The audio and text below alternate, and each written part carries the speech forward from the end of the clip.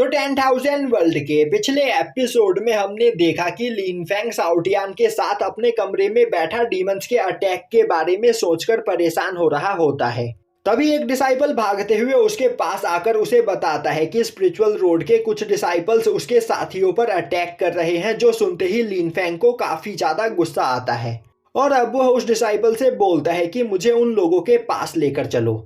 अब हमें दिखाया जाता है कि स्पिरिचुअल रोड के 3 डिसाइपल जियानफेंग और लीफी पर अटैक कर रहे होते हैं। वहीं पर उन्होंने सुयू और एक और लड़की को फ्रीज करके अपने सामने खड़ा कर रखा होता है और अब उन तीनों में से एक पर्सन आगे बढ़ते हुए लीफी को मारते हुए बोलता है, मुझे पता चला कि तुम लोग अभी अभी स्पिरिचुअल रोड से वापस लौटे हो और पिछले कई महीनों से तुम सभी लोग वहीं पर ट्रेनिंग कर रहे थे, पर तुम्हारी पावर को देखकर मैं यह बता सकता हूँ कि तुम हमारे सामने बस एक चींटी के बराबर हो जिसे हम जब चाहे तब मसल सकते हैं। तो तुम्हारे जैसे लोगों को यहाँ पर जिंदा रहने का कोई भी हक नहीं। यह बोलते हुए वह आगे बढ़कर सुयू और उस लड़की को देखते हुए बोलता है, तुम दोनों बहुत ही ज्यादा खूबसूरत हो, साथ ही साथ तुम काफी ज्यादा पावरफुल भी हो, तो फिर क्यों ना तुम हमारे साथ स्पिरिचुअल रोड पर हमारे सेक्ट में चलो। इन कायर कमजोर लोगों के साथ तुम्हें यहाँ पर रहने की कोई जरूरत नहीं, क्योंकि यह सभी लोग जल्द ही डीमंस के हाथों मरने वाले हैं।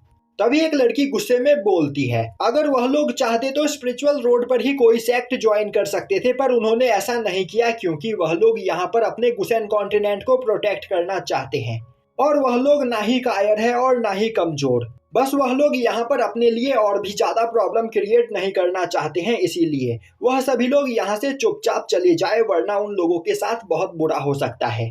यह सुनते ही एक दूसरा पर्सन आगे आते हुए बोलता है, तुम्हारी कल्टीवेशन बस निर्वाणा रैलम की है, तो क्या तुम्हें सच में लगता है कि तुम मुझे फाइट में हरा सकती हो? तभी तीसरा पर्सन आगे आते हुए बोलता है, ब्रदर तुम्हें गुस्सा होने की कोई जरूरत नहीं है, यह सभी लोग यहाँ पर मरने वाले हैं और मौत के डर की वजह से इन सभी लोगों का दिमाग काम करना बंद कर चुका है, इसीलिए इन्हें खुद नहीं पता कि यह लोग यहाँ पर क्या बोल रहे हैं। और अब वह उस लड़की को देखते हुए बोलता है, अगर तुम हमारे साथ चलकर हमारे सेक्ट को ज्वाइन करने के लिए तैयार हो जाओ तो हम तुम्हारे साथ तुम्हारी फैमिली को भी अपने साथ स्पिरिचुअल रोड पर ले जाने के लिए तैयार है। यह बोलते हुए वह लीफी को एक लात मारता है। तभी एक काफी खतरनाक अटैक उसकी ओर आकर उसे लगता है, जिस अटैक को वह ब्लॉक करने की कोशिश करता है, पर उस अटैक के प्रेशर से वह तीनों ही पर्सन दूर जाकर गिरते हैं।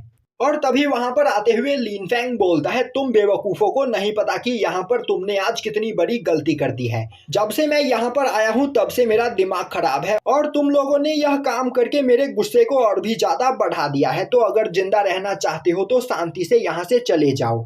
तभी पहला पर्सन अपने पास से एक आइस स्पीयर निकालते हुए उससे एक काफी खतरनाक अटैक लिन फैंग के ऊपर करता है, पर लिन फैंग अपने फिनिक्स क्लॉ का यूज करते हुए उसके अटैक को डिस्ट्रॉय करके उसे घायल कर देता है। अब उसके दोनों साथी भागते हुए उसके पास जाकर उसे उठाते हैं। तभी लिन फैंग वहां पर नीचे आता है, जिसे देखते ही सभी लोग खुश हो जाते हैं। अब लिन फैंग अपने फिनिक्स फायर का यूज करते हुए उन सभी लोगों को बर्फ से आजाद कराता है। तभी वह पर्सन गुस्से में चिल्लाते हुए बोलता है, बेवकूफ तुम्हें नहीं पता कि तुमने यहाँ पर कितनी बड़ी गलती की है। लिन फैंग बोलता है, मुझे यह जानने की भी जरूरत नहीं है। तभी वह पर्सन हंसते हुए आगे आता है और बोलता है, बेवकूफ जैसे ही तुम्हें इस बारे में पता चलेगा तुम मेरे पैरों में गिरकर मुझसे अपनी जान की भीख मांगोगे। मेरा नाम निंगफी है और मैं स्पिरिचुअल रोड के निंग क्लैन का यंग मास्टर हूँ। तभी दूसरा पर्सन आगे बढ़ते हुए बोलता है, बेवकूफ तो क्या अब तुम्हें समझ में आ रहा है कि तुमने कितनी बड़ी गलती की है, और तो और हमारे निंग क्लैन में एक गॉड भी मौजूद है, तो जल्दी से हमारे सामने नील डाउन करो वरना मारे जाओगे। तभी शाओटियान बाहर आते हुए बोलता है, बेवकूफ तुम और तुम्हारा निंग क्लैन मेरे मास्टर के पैरों के धूल के बराबर भी नहीं है। यह सुनते ही निंगफी को काफी ज्यादा गुस्सा आता है और अब वह अपनी पूरी पावर का यूज करते हुए एक स्पिरिचुअल हैंड से शाओटियान पर अटैक करता है, पर शाओटियान काफी आसानी से उसके अटैक को डिस्ट्रॉय करते हुए उसे वहां पर घायल कर देता है। यह देखते ही निंगफी की हालत खराब हो जाती है, क्योंकि शाओटियान की कल्टीवेशन स्पिरिचुअल मार्शल रैलम की होती है। अब यह देखते ही मार्शल गॉड टेम्पल के सभी डिसाइपल्स काफी ज्यादा खुश हो जाते हैं और आपस में बात करने लगते हैं कि स्पिरिचुअल रोड पर जाकर लिन फैंग ने सच में काफी ज्यादा प्रोग्रेस किया है, और अब मेरे ख्याल से यहाँ पर लिन फैंग की पावर इतनी ज्यादा बढ़ गई है कि उसकी पावर हमारे मार्शल गॉड टेम्पल के एल्डर्स के बराबर हो चुकी होगी।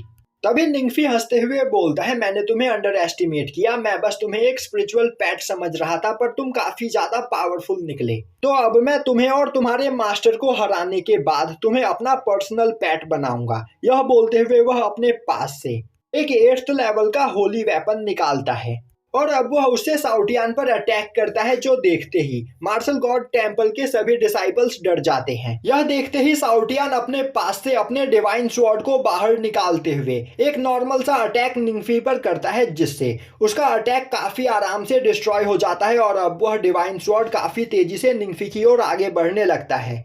निंगफी अपने आइस बैरियर से उस अटैक को ब्लॉक करने की कोशिश करता है, पर वह और उसके दोनों साथी वहां पर बुरी तरीके से घायल हो जाते हैं।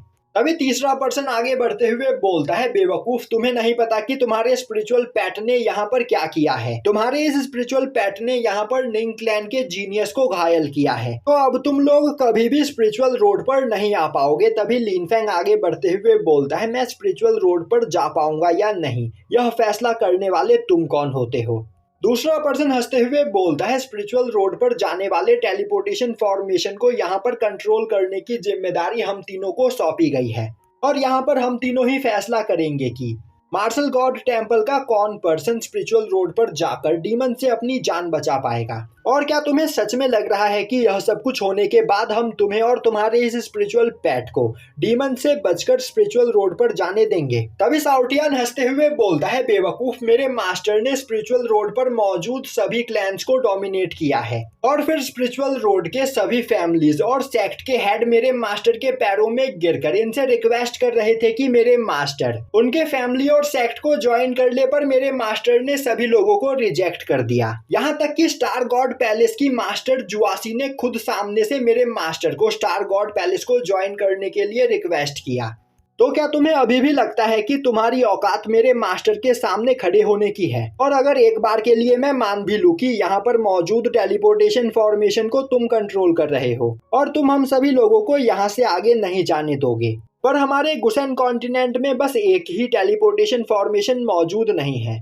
हमारे पास हजारों की मात्रा में टेलीपोर्टेशन फॉर्मेशन मौजूद है, जिनका यूज करते हुए हम जब चाहे जहां चाहे जा सकते हैं। अब यह सब सुनकर मार्शल गॉड टेम्पल के भी सभी डिसाइपल्स काफी ज्यादा हैरान हो चुके होते हैं, क्योंकि स्पिरिचुअल रोड पर स्टार गॉड पैलेस सबसे ज्यादा पावरफुल सेक्ट है और उसके खिलाफ जाने के बारे में कोई सोच भी नहीं सकता है। तभी एक लड़की आगे आते हुए बोलती है, साउटियान बिल्कुल सही बोल रहा है, स्टार गॉड पैलेस की मास्टर जुआसी ने खुद लिनफेंग को स्टार गॉड पैलेस ज्वाइन करने के लिए इनवाइट किया था, पर लिनफेंग ने उन्हें मना कर दिया क्योंकि वह गुसेन कॉन्टिनेंट में आकर अपने गुसेन कॉन्टिनेंट को प्रोटेक्ट करना चाहता था।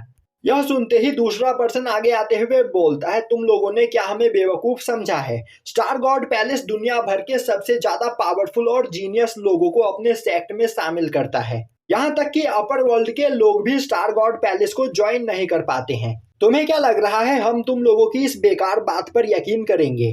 यह सुनते ही लीफी गुस्से में उन पर अटैक करने के लिए आगे बढ़ने लगता है, पर लिनफेंग उसे रोक देता है। तभी तीसरा पर्सन आगे आते हुए बोलता है, बेवकूफ, तुम लोगों को नहीं पता कि जल्द ही डीमंस गुसेन कॉन्टिनेंट पर अटैक करने वाले हैं और तुम लोग कभी भी डीमंस का सामना नहीं कर पाओगे। वह सभी डीमंस एक एक करके तुम सभी लोगों को मसल देंगे और फिर तुम सभी लोग अपनी जान बचाने के लिए गुसेन कॉन्टिनेंट में कहां पर टेलीपोर्टेशन फॉर्मेशन ढूंढते फिरोगे। तुम्हें मदद के लिए हमारे पास ही आना होगा। तो अभी तुम्हारे पास टाइम है, नील डाउन करते हुए तुम सभी लोग हमसे माफी मांगो। लिनफेंग बोलता है, मैं अब तक तुम तीनों को भागने का मौका दे रहा था, पर अब बस बहुत हुआ। अब तुम लोगों को यहाँ पर मेरे हाथों कोई भी नहीं बचा सकता है। यह बोलते हुए वह अपने एनर्जी को रिलीज करता है, जिसके प्रेशर से वह तीनों अपने घुटने के बल आ जाते हैं। यह देखते ही लिनफेंग बोलता है, तुम लोग सच में मुझसे फाइट करने के वर्दी नहीं हो और तुम तीनों को मारकर यहाँ पर मैं बस अपना टाइम वेस्ट करूंगा, तो मैं तुम्हें जिंदा छोड़ रहा हूँ, अपनी जान बचाकर यहाँ से भाग जाओ। यह बोलते हुए वह सभी लोगों को अपने साथ लेकर वहाँ से जाने लगता है।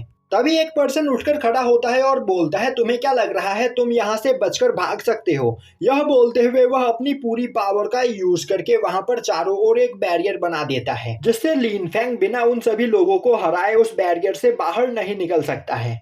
तभी तीसरा पर्सन अपनी पावर का यूज करते हुए वहां पर एक हेवनली वॉरियर को बाहर निकालता है और अब वह हेवनली वॉरियर काफी तेजी से लिन फैंग पर अटैक करने के लिए आगे बढ़ता है, जो देखते ही लिन फैंग अपने गोल्डन बेल का यूज करते हुए वहां पर हेवनली वॉरियर से अपने सभी साथियों को प्रोटेक्ट करता है। पर तभी वह वॉरियर काफी तेजी से दोबारा से लिन फैंग पर अटैक करने के लिए तैयार हो जाता है, जो देखते ही लिन फैंग अपने पास से ड्रैगन स्केल को बाहर निकालता है और अब वह ड्रैगन शील्ड बनाते हुए उस वॉरियर के अटैक को ब्लॉक कर लेता है।